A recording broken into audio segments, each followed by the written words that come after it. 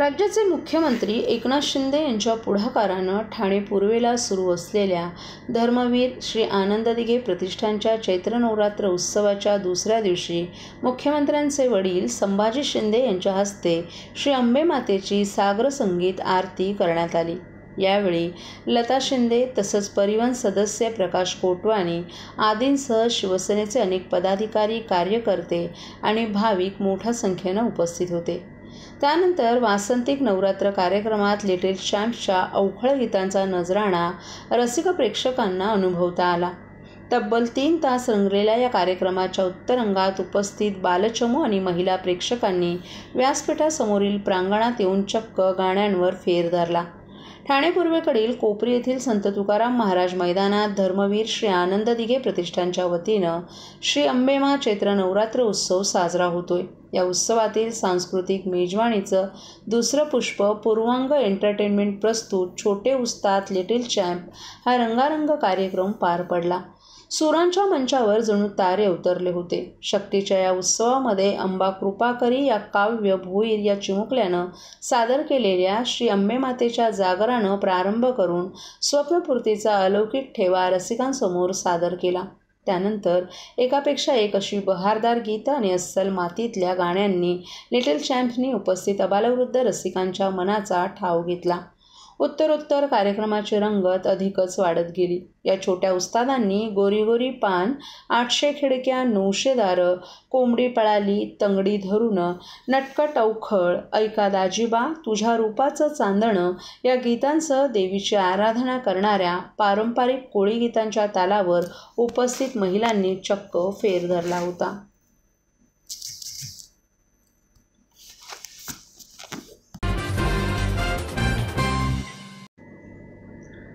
आनंद charitable trust आयोजित चैत्र नवरात्र उत्सवात दुसऱ्या दिवशी देवीची स्थापना करून ह.व.प. निवृत्ती इंदुरीकर महाराज यांच्या कीर्तनाचा कार्यक्रम सादर करण्यात आला। या उत्सवाच्या दुसऱ्या दिवशी ठाणेकर नागरिकांनी मोठ्या प्रमाणात उपस्थित राहून देवीचं दर्शन घेऊन या कीर्तन कार्यक्रमाचाही आनंद घेतला। या कार्यक्रमात ठाणे, नवी मुंबई, मीरा भाईंदर क्षेत्रातील वारकरी संप्रदाय उल्लेखनीय काम करणाऱ्या मान्यवरांचा गौरव करून त्यांना सन्मानित करण्यात आलं। सत्कारमूर्ती ठाण्यातील वारकरी समाज सत्कार समारंभ ह.ब.प. चंद्रकांत क्षीरसागर, ह.ब.प. श्री गोकुळ महाराज बुचडे, ह.ब.प. श्री वासुदेव भिकाजी पांचाळ, अजित निकम, रेखा काशीनाथ कंटे, गोरक्षनाथ कृष्णा फडतारे, शोभाताई इनळंवे, अनिताताई चुंबळे, हनुमंत महाराज गोळे, नाहरकर पाचंगे महाराज, सचिन महाराज विराळे, वसंत सखाराम मिस्त्री, सुभाष कोंडीबा आरोटे आदी मान्यवरांचा यावेळी सत्कार करण्यात आला। त्याचबरोबर या कार्यक्रमासाठी आलेल्या ह.व.प. निवृत्ती इंदुरीकर महाराज यांना युवासेनेच्या धनश्री राजन विचारे यांच्या हस्ते सन्मानित करण्यात आलं।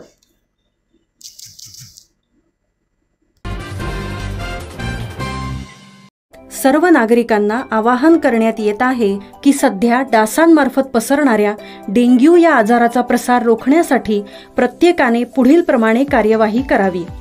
डेंग्यू आजार एडिस इजिप्ती हा डास चावल्याने होतो। या डासांची पैदास साचलेल्या किंवा साचवलेल्या स्वच्छ पाण्यामध्ये होते। 8 दिवसांपेक्षा जास्त दिवस पाणी उघडे व साचून राहिल्यास त्यात डास अंडी घालतात। अंड्यांच्या अळ्या तयार होऊन पुढे डास तयार होतात। यासाठी आपल्या घरातील पाणी साठे उदाहरणार्थ बॅरल्स, पिंपे, टाक्या, हौद, रांजणे इत्यादी दर आठवड्याला रिकामे करून घासून पुसून कोरडे करून पुन्हा भरावे। 1 दिवस कोरडा दिवस म्हणून पाळावा।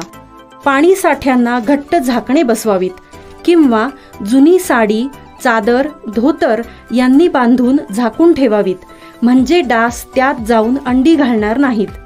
घराच्या गच्चीवर, आजूबाजूला, अंगणात कोठेही पाणी साचू देऊ नये।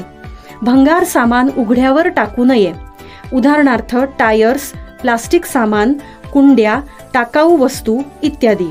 अशा सामानात पावसाचे पाणी साठून त्यात डेंग्यूच्या डासांची पैदास होते। घरातील कूलर्स, फ्रीजच्या पाठीमागील ट्रे हे देखील वेळोवेळी कोरडे करावेत। लक्षात ठेवा, नुसत्या फवारणीने डास घनता कमी होत नाही, तर त्यासाठी डास पैदास ठिकाणे नष्ट करणे ही आपल्या सर्वांची जबाबदारी आहे. कोणताही ताप अंगावर न काढता जवळच्या शासकीय रुग्णालयात मोफत औषधोपचार घ्या. अशा प्रकारे नागरिकांनी सहकार्य केल्यास डेंग्यूचा प्रसार रोखणे सहज शक्य आहे.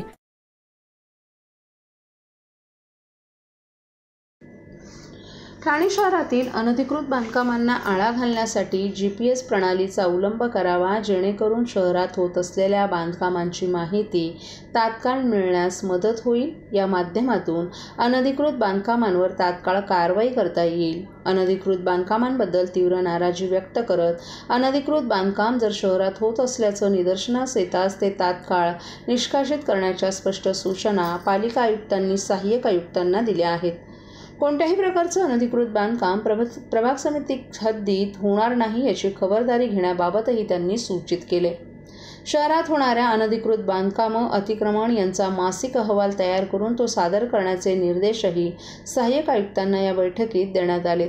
धोकादायक इमारतींचं मूल्यांकन करावं. पावसाळा तोंडावर आला असल्यानं शहरातील धोकादायक इमारतींचा आढावा घ्यावा. मोडकळीस आलेल्या इमारतींचं त्रयस्थ संस्थेद्वारे परीक्षण करून त्या निष्कासित करणं आवश्यक असेल तर त्या पावसाळ्याच्या आधी निष्कासित कराव्या. तसंच वास्तू विशारदाकडून धोकादायक इमारतींच्या त्रुटीबद्ध पद्धतीनं मूल्यांकन करून घ्यावं. जर मूल्यांकन करूनही अप्रिय घटना घडली तर त्यांच्या विरोधात फौजदारी गुन्हा दाखल करण्याच्या लेखी सूचनाही त्यांना देण्यात याव्यात, असंही आयुक्त राव यांनी नमूद केले. ज्या इमारती अति धोकादायक आहेत त्या इमारतीतील नागरिकांना स्थलांतरित करण्याच्या सूचनाही त्यांनी दिल्या आहेत. नालेसफाईला सुरुवात करावी. प्रभाग समिती अंतर्गत असलेल्या सर्व नाल्यांच्या साफसफाईला लवकर सुरुवात करावी. पावसाळ्यात सखल भागात पाणी साचण्याची जी ठिकाणं आहेत त्या ठिकाणी पाणी साचल्यावर आवश्यकतेनुसार पंप उपलब्ध करण्याच्या दृष्टीनं नियोजन करण्याबाबत आयुक्तांनी सूचित केलं. तसंच महापालिकेव्यतिरिक्त इतर शासनाच्या विभागाच्या अखत्यारीत असलेल्या रस्त्यांवर खड्डे पडल्यास त्याची दुरुस्ती करण्याबाबत संबंधित विभागाशी पत्रव्यवहार करण्याच्या सूचनाही पालिका आयुक्त राव यांनी दिल्या आहेत.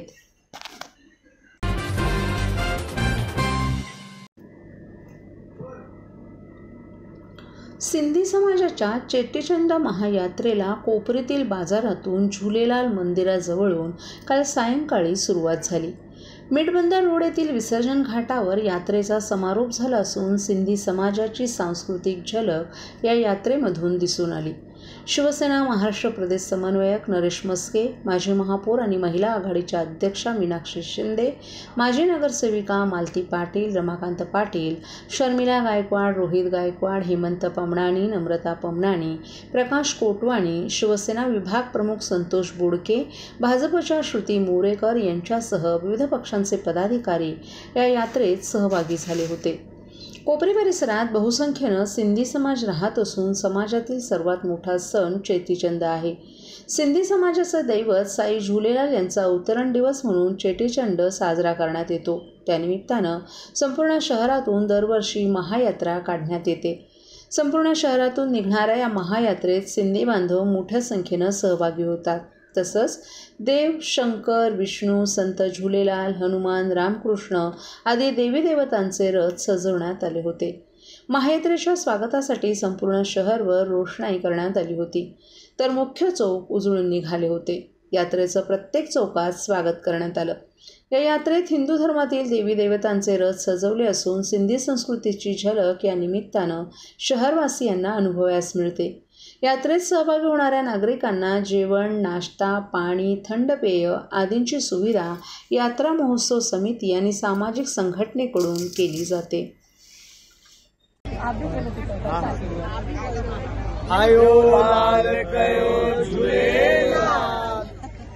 चेटीचंद हा जो उत्सव आहे, ज्याप्रमाणे मराठी नूतन वर्ष गुढीपाडव्याला सुरू होतं, त्याच पद्धतीने सिंधी समाज बांधवांमध्ये हे जे नवीन वर्ष आहे हे आज सुरू होतं आणि त्यानिमित्त हा अतिशय सुंदर धार्मिक कार्यक्रम या ठिकाणी दरवर्षी आयोजित केला जातो. आज ठिकाण जरी वेगळं असलं तरी अतिशय चांगल्या पद्धतीने हा उत्सव या ठिकाणी साजरा केला आहे. सर्व सिंधी बांधवांना नवीन वर्षाच्या हार्दिक शुभेच्छा येणारं पुढील वर्ष सुख समृद्धी आणि भरभराटीचे जावो. Happy new year.